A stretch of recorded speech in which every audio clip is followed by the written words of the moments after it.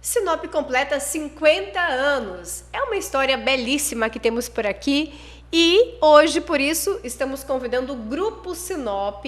Colonizadora Sinop fez parte desse processo e aqui estamos recebendo, então, representando o Jairo César Schmidt.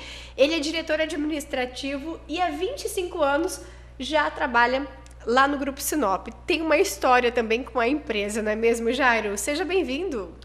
Obrigado, Daniele. Foi com grande prazer, né, que nós atendemos aqui o CDL, né, uma empresa que um órgão, né, que desde a sua constituição, a empresa é conveniada desde o início, né, foi uma grande incentivadora. Sim. E nós fizemos parte, né, todos os anos juntos, a entidade dentro dos seus objetivos e a empresa também ajudando a fazer Sinop crescer, né. E Sinop é tão jovem e tão pujante e, assim, quando a gente fala, é difícil, né, Jairo, de conseguir chegar a esse patamar. A gente vê em cidades com tantos anos, mas que não é essa potência igual é Sinop. Aqui é diferenciado. Sem dúvida, né? Eu acho que tudo que é bem planejado na vida, né, e bem executado, isso tem as suas vantagens, né? Inclusive para os grandes objetivos para dar certo.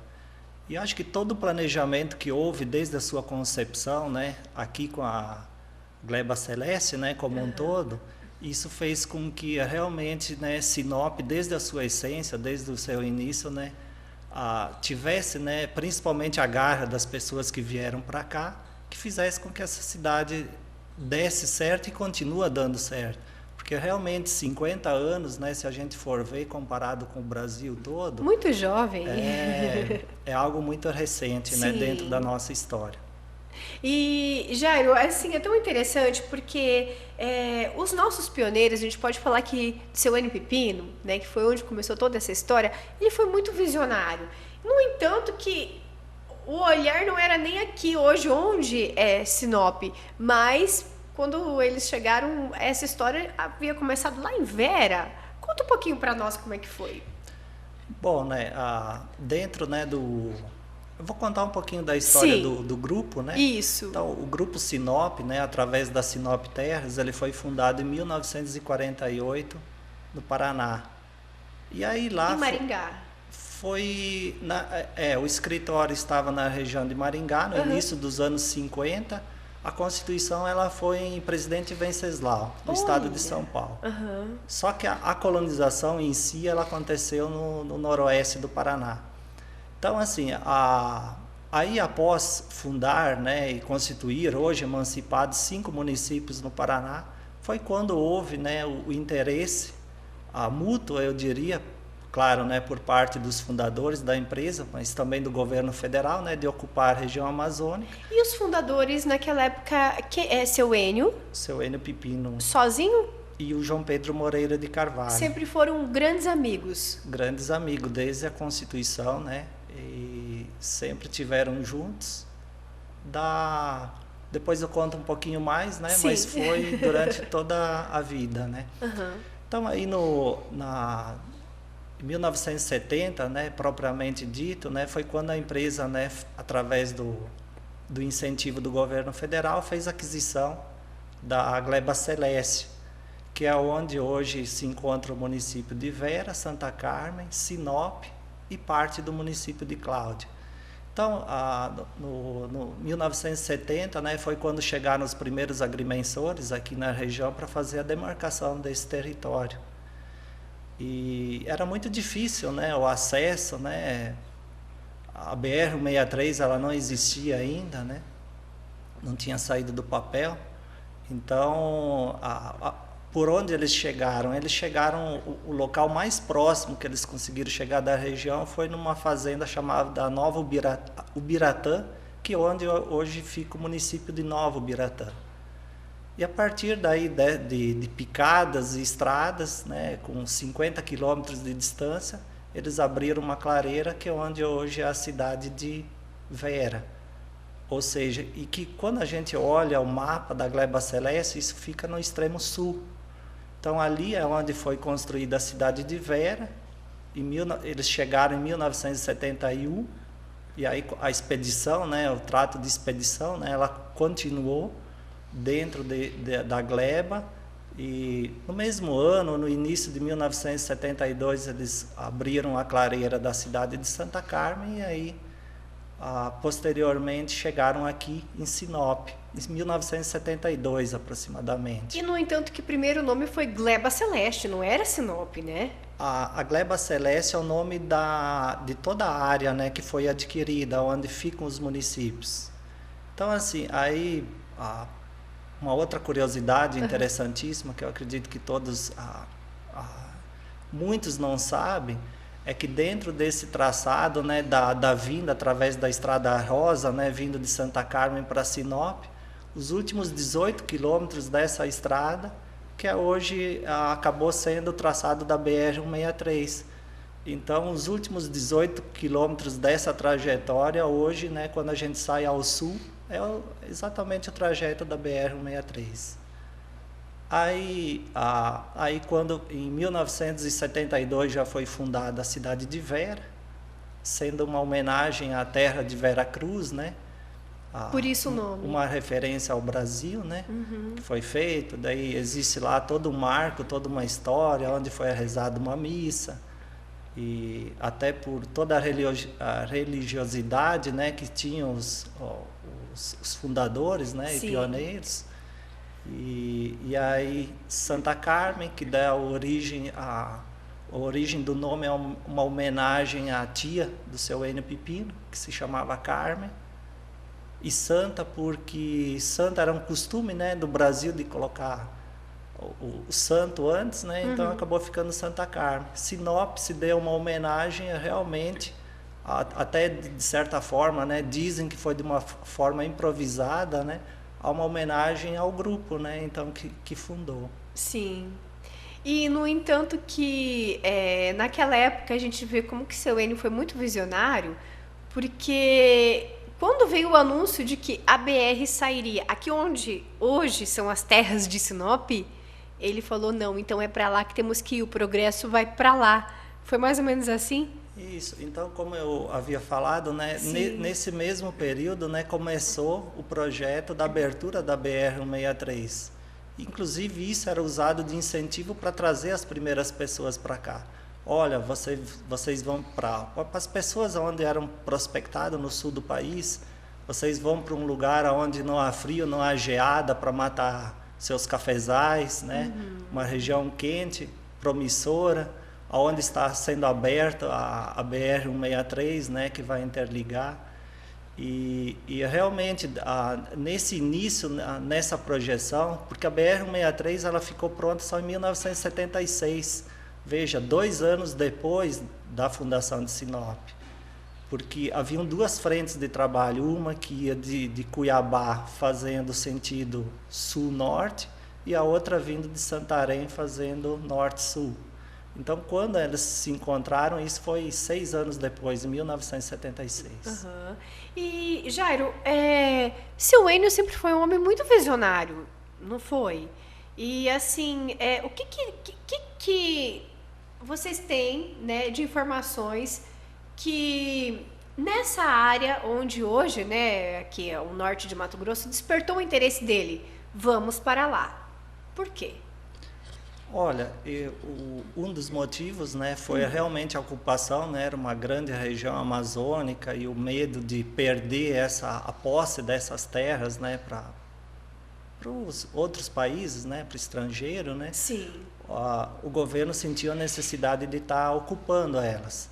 E é claro que no sul do país também já existia um gargalo, as famílias eram grandes, as propriedades territoriais já eram, de certa forma, pequenas para essas famílias. Então, você uniu o útil ao agradável.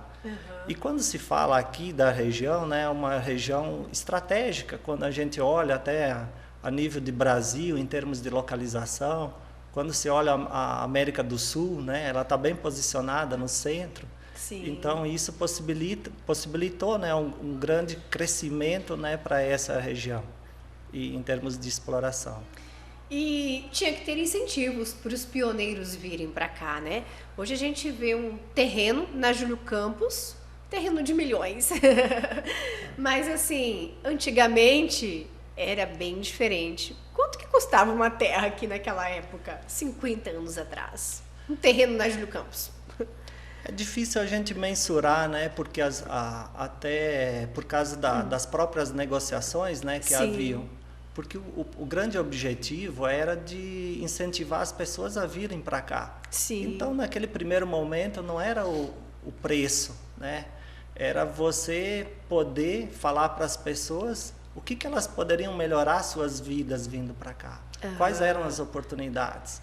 Então, é claro que Sinop, né, se a gente for ver a história da valorização imobiliária nesses 50 anos, ela foi muito grande, muito forte, continua sendo. Mas no início não era esse o objetivo. Então, dentro dessa estrutura, por exemplo, houve um período que, depois até a gente pode conversar, né, que foi quando o seu NPP. E até vou abrir um parênteses para falar, né? A gente fala Sim. muito do NPP no si. Uhum. É claro, né? Era uma pessoa visionária, bem articulada politicamente e tal. Mas a empresa ela foi fundada assim, a colonizadora, né? Quando veio para cá em 1971, ela tinha como base três colonizadores e pioneiros, que era o seu NPP, como eu citei, a dona Nilza, né? Que era a esposa do seu E, que ela era responsável pela parte de finanças, a parte social que a gente vê constituída no município, aqui toda a região ela tinha essa grande preocupação, a parte de arborização, ruas, né, que nós vemos as ruas com nomes de flores, né, no projeto inicial, Sim. avenidas com nomes de árvores, ela tinha uma grande preocupação em termos de sustentabilidade, né, ambiental desde essa época. E o João Pedro Moreira de Carvalho, como sendo o terceiro sócio, ele era um militar reformado, então ele sentia enquanto prazer, né, estar nessa linha de frente em termos de abertura dessas cidades e tudo mais. Então o grupo começou com esses três nomes, eram esses três sócios, pode-se dizer. Sim, em termos de sociedade era o seu N e o João Pedro, mas é claro, quando a gente trata de pioneiros, né, a dona Nilza ela não pode ser esquecida porque ela sempre estava junto, né, à frente dessa sociedade. Papel fundamental, né? Então, e aí o seu N Pepino, né, buscava meios, né, para fomentar a região e a cidade. Na década de 70 teve o programa devido até uma escassez, né, do petróleo a nível mundial, uma crise do petróleo, houve o programa do governo federal do Proálcool. E com base em cima desse programa, foi onde ele teve a ideia de trazer e fazer aqui em Sinop uma usina de etanol, né, usina de álcool, com tecnologia alemã, inclusive, era a usina com maior tecnologia no Brasil, só que a base, né, a matéria-prima era a mandioca. E que daí, durante a sua trajetória, houve uma dificuldade em termos de produção de grande escala de mandioca, por causa do solo. Aí, num segundo momento, ela teve uma paralisação, aí incluíram a batata doce também como matéria-prima. Aí teve uma nova paralisação, e aí depois o sorgo, em termos de adaptação. Então, nesse período, principalmente, os pioneiros, eles prospectavam muitas pessoas para virem trabalhar na agricultura, para produzir a matéria-prima, para fomentar a usina, né, de etanol.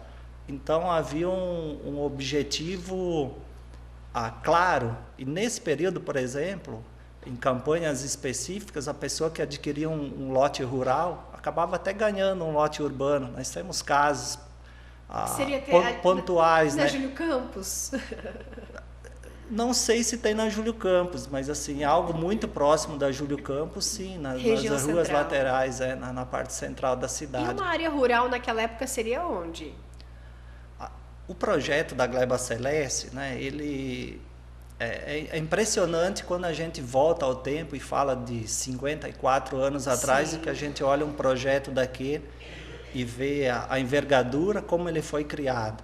Então, assim, as cidades elas já tinham uma projeção de população. Quando nós olhamos Vera e Santa Carmen, havia uma projeção de 20 a 30 mil habitantes.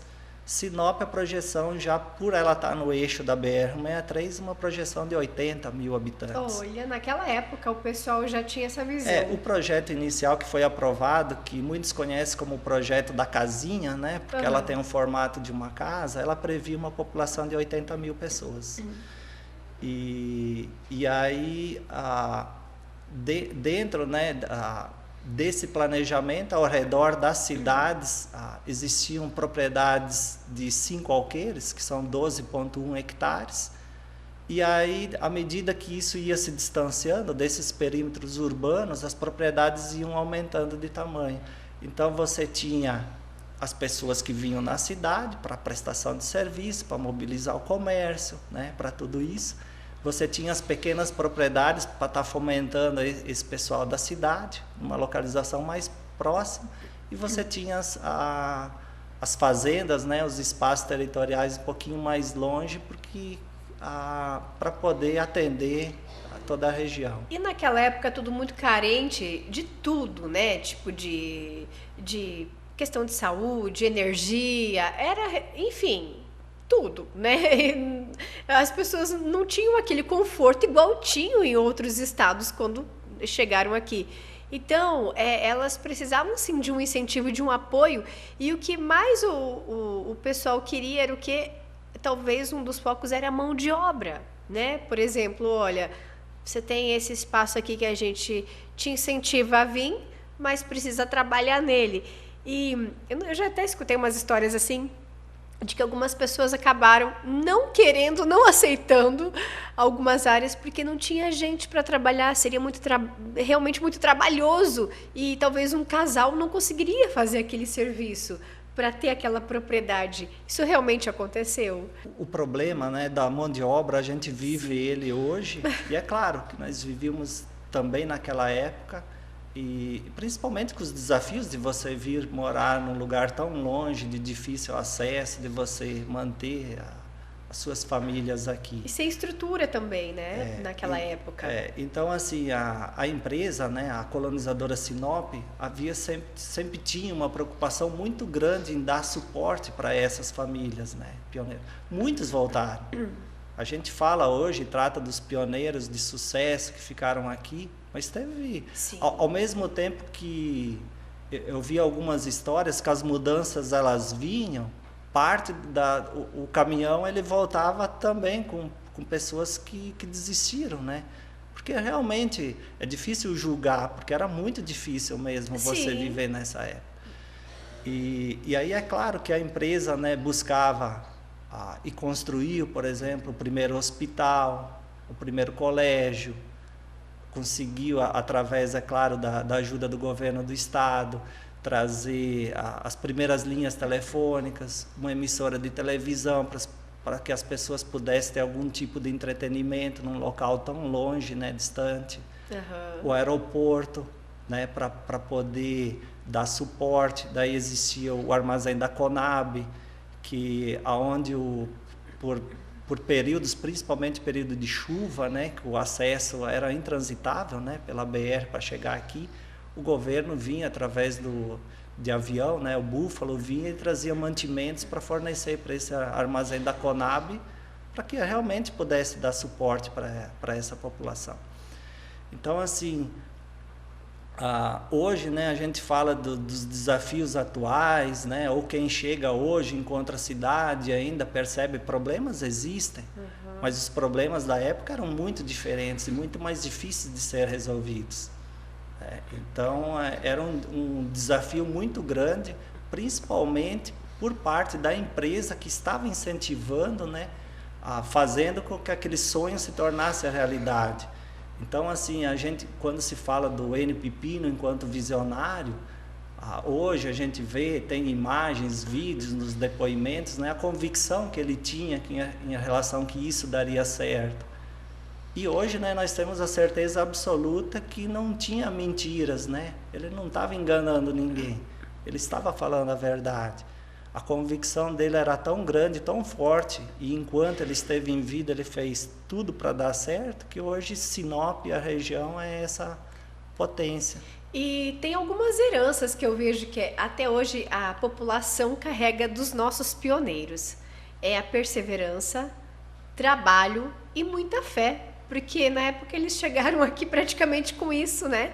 E hoje eram pessoas acolhedoras, né? Hoje Sinop parece que carrega isso, porque cada um que vai chegando, você vê que é uma cidade que recebe muito bem as pessoas e que muita gente vem ainda hoje, desde aquela época, em busca de uma oportunidade de trabalho, mudança de vida, né? Então a gente vê que tem algumas heranças desses pioneiros que elas parece que foram seguindo de geração em geração e continuam até hoje, não é, Jairo? A ciência, né, já explica o processo da seleção natural. Uhum. Eu diria que Sinop passou por esse processo de seleção natural, porque no início realmente ficaram os fortes, os perseverantes. Então isso foi passando realmente de geração em geração. Essa mudança de culturas, é claro, principalmente embasada na cultura, principalmente do sul do país, né? Sim. E boa parte dela formada por descendentes de imigrantes, né? Que também já tinham isso no DNA, no seu sangue, e que apenas se mudaram de dentro do país, né? Mas com essas mesmas ambições, né? Com essa mesma resiliência e garra, né? E com certeza, né, sem citar nomes, às vezes eu já vi muitas vezes essa história das pessoas virem conhecerem a região e passar e ficar alguns dias numa cidade, na outra para conhecer, e todo mundo se identifica muito com Sinop. Todo mundo fala, olha, fui muito bem recebido, diferente de outras cidades, né? Então acho que isso está muito na essência realmente dos próprios pioneiros e das pessoas, né, que deram continuidade a essa colonização. E, Jairo, resgatando um pouquinho essa história, o seu Enio e o seu João Pedro Moreira de Carvalho, no entanto que nós temos as perimetrais, né, ali com o nome deles, a BR e o nome deles, um de cada lado. Eles sempre foram muito amigos, foram sócios, como é que era essa relação deles? E tem uma história que parece que quando o seu João Pedro morreu, no dia seguinte seu Enio faleceu também? Foi isso? Sim. Então era uma história realmente, né? E além de uma sociedade por CNPJ, né? Existia uma relação pessoal muito forte entre eles. Algo que tinha sido construído, né, como eu falei, lá em 1948, com a abertura de uma sociedade, porém eles já se conheciam há alguns anos. E realmente, né, tem esse fato que acaba sendo trágico, né, de certa forma, mas que realmente comprova, né, essa linha de afeto entre eles. Em 1995, né, dia 17 de junho, né, quando o João Pedro acabou falecendo, né, na cidade de Bebedouro, em São Paulo, o seu Enio Pipino ele foi para lá, né, para participar do velório, né, do sepultamento, e naquela mesma noite ele acabou passando mal e acabou falecendo. Então isso realmente, né, parece roteiro de novela, Sim. de série, de filme, mas foi de fato isso realmente que aconteceu. Mas com certeza, assim, esses relatos, eles são interessantes, né? Porque a gente tem um arquivo aqui de uma forma virtual por meio do podcast, né? Onde essa história acaba sendo mantida e até mesmo depois fica a critério de estudo também, né? Para os próximos que vão chegando, os alunos, quem queira conhecer. Então é interessante esses relatos, né? A gente também tem muitos pioneiros que já com certa idade, enfim, é legal da gente manter essa história, né? É isso que você está dizendo, Jairo. Sim, e realmente, né? Porque quando nós falamos de 50 anos, Sim. é uma história recente. né? E é claro que esses registros, eles vão ficar por muito tempo, muitos anos as pessoas vão estar assistindo. Uma coisa é hoje nós estarmos aqui conversando sobre algo mais recente, outra coisa é que 50, 100 anos, quando as pessoas assistirem, né, e verem esses depoimentos, esses documentários. Sim. Hoje ainda nós temos uma geração viva, né, que presenciou. Com o passar dos anos, não vamos ter, os únicos registros vão estar mesmo por vídeo, né, escritos. E falando em escrito, tem até um livro agora. Vocês, inclusive, o Grupo Sinop se preocupa em manter essa história também, né? A história da colonização, a história de perseverança desses pioneiros, de como começou. E tem um livro, já foi lançado ou não? Ele é o livro, Sinop, né? 50 anos ou não? É o professor Luiz Erardi, né? Historiador. Historiador, pioneiro, chegou aqui em 1981, conhecido aí praticamente da velha guarda, todo mundo conhece ele, né? Uma pessoa muito querida aqui na sociedade. E ele tinha um sonho, né? Ele está fazendo 80 anos esse ano, ele queria lançar esse livro dos 50 anos de Sinop. E realmente, né, nos próximos dias vai ter o lançamento, que vai ser no Shopping Sinop, né? E eu só não tenho a data, mas é agora, todo mundo fique atento aí, porque é nos próximos dias que vai ter esse lançamento. E realmente é um exemplar onde a empresa, claro, contribuiu, patrocinou, principalmente, mais uma vez, dando apoio a alguém que acreditou, né? Que foi o seu Luiz, né? Sim. Um guerreiro, né, que chegou aqui na área de educação, professor de história, que ficou, né, e que tem a memória viva hoje, né, de toda essa história, né, da gleba celeste, né, como um todo. E assim, é um livro bastante extenso, com muitas fotos, muitas gravuras. E tenho certeza que todo mundo vai ficar encantado de ver e poder, porque a gente cria uma imaginação, né? E lá você vai poder tirar prova de muitas dessas histórias, de muito disso que a gente está comentando aqui. Sim. E Jairo, o Grupo Sinop, ele sempre teve o seu Enio, né, como um grande líder. Igual você contou pra gente, a princípio eram 3 pessoas, né? Ali o seu Enio, a dona Nilza, que sempre foi a grande companheira ali, apoiando naquela época, auxiliando nos trabalhos, né? E o seu João Pedro Moreira de Carvalho. Quando se perdeu o seu Enio, como é que foi a estrutura? Naquela época, 50 anos atrás, como é que funcionava o Grupo Sinop? E hoje, como é que é? Tipo, o que se fazia na época? O que mudou de lá para cá? Vocês se reinventaram? Fala um pouquinho para a gente sobre o grupo hoje. Sim. Como eu falei, né, dos pioneiros, né? Sim. Então, a dona Nilza, ela faleceu em 1984.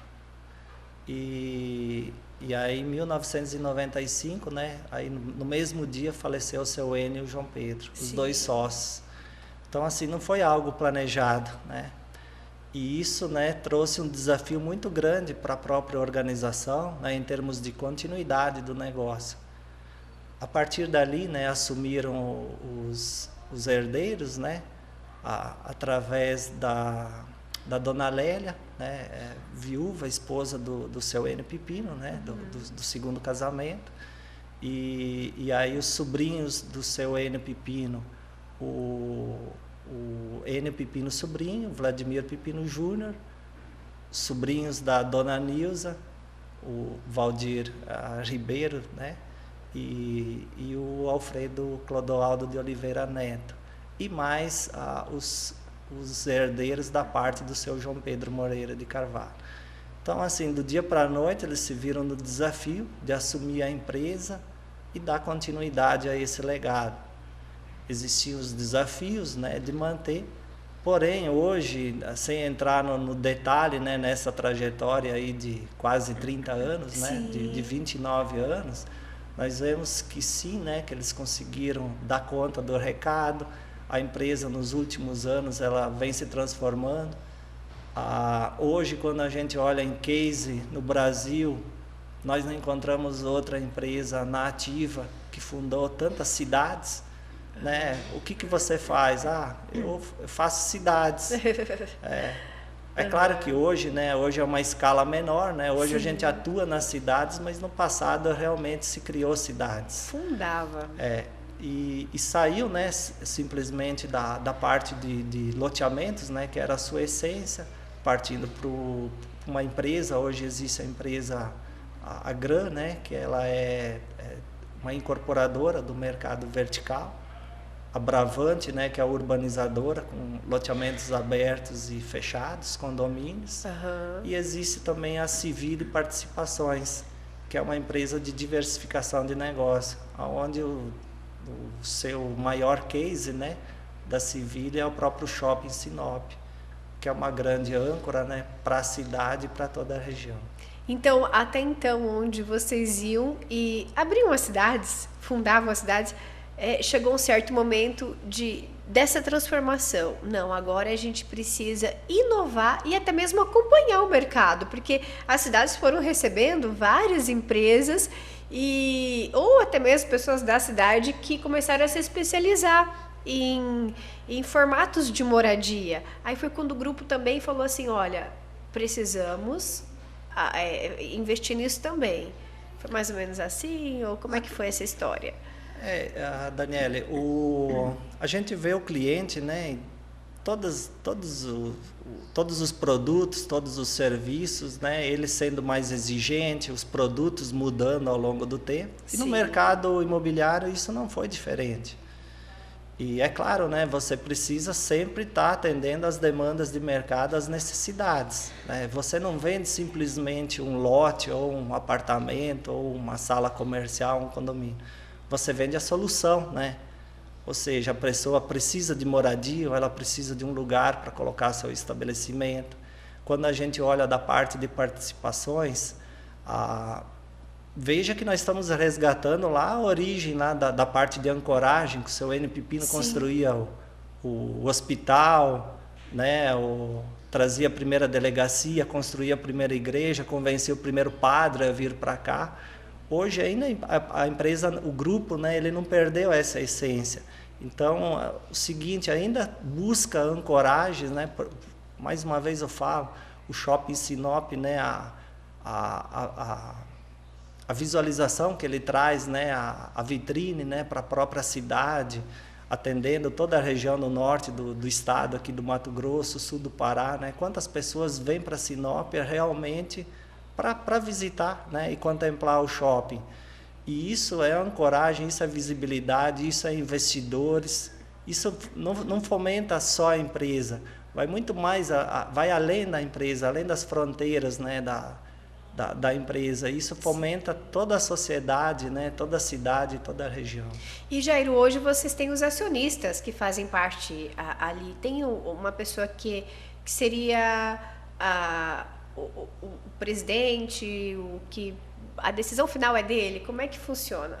Sim, dentro, né, da estrutura, né, da governança da empresa, né, hoje o grupo ele possui 12 acionistas. A parte deles, aí nós temos o conselho de administração, que ele é formado por um membro externo e os demais acionistas, e a própria diretoria, que também é formada por um acionista, e aí os demais não sócios, né? Sim. E o nosso o CEO, o presidente, é o seu N. Pipino Sobrinho, né? Que carrega o nome do pioneiro, ele que está à frente do grupo. E assim, é tão interessante que essas decisões, elas fizeram, e foram tão bem tomadas, né? Fizeram a diferença, porque desde o início da cidade, o Grupo Sinop, a colonizadora, ela teve a sua relevância. E até hoje, ela se mantém num patamar aqui na nossa cidade. Porque às vezes se tivesse, não sei, continuado com um certo pensamento, ou não inovado, ou não ter acompanhado esse crescimento, talvez hoje ela nem existia mais. Então foram decisões muito bem tomadas que fizeram o grupo hoje se manter forte, cada vez mais grandioso e inovador e presente e fundamental hoje aqui na nossa cidade, não é? O fruto ele não cai longe do pé, né? Então a vida, a continuidade, eu vejo que foi bem semeada pelos próprios pioneiros, né? Sim. Então com a vinda da sucessão não se perdeu a essência de fazer parte da sociedade. Mais uma vez eu falo, vai além do lucro, né? É realmente promover o bem social para as pessoas. Você não deixar simplesmente um patrimônio, você deixar um legado, né? Eu acho que essa é a grande essência, né? Os grandes valores, né, que a gente tem dentro da organização, e é isso que a gente busca transmitir para a sociedade, realmente, né, para que nós podemos, né, sempre caminhar juntos, né, e nem um à frente nem o outro, né, nada melhor do que você estar junto. E Jair, quando a gente olha para frente e já se fala dos próximos anos, né, quando vem um plano diretor, enfim, números, qual que é o olhar do Grupo Sinop?